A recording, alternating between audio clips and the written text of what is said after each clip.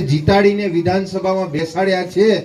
એવી રીતે હવે આપણા વિસ્તારના જે પણ કોઈક નાના મોટા પ્રશ્નો છે, આપણા માટે જે શોષણ થાય છે, આપણા હક અને અધિકાર માટે હવે તમારે તૈયાર થઈ જવું પડશે।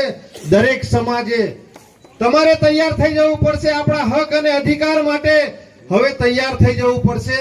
આજે આપણે દરેક ઘરે ઘરે આપણે ચૈતર વસાવા પેદા કરવા પડશે।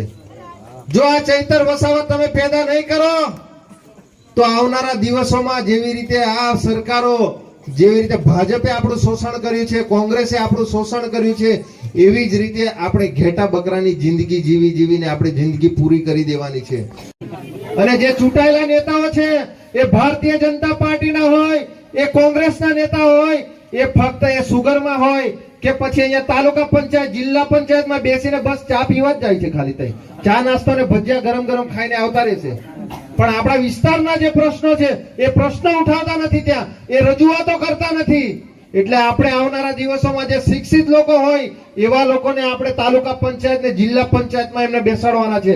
જેવી રીતે ચૈતરભાઈ વિધાનસભામાં બેઠા છે, જો શિક્ષિત લોકો હશે તો એ લોકો તાલુકા પંચાયતમાં આપણા જે પણ કઈ પ્રશ્નો હશે એ પ્રશ્નો એ લોકો ઉઠાવશે। એ લોકો જિલ્લા પંચાયતમાં પ્રશ્નો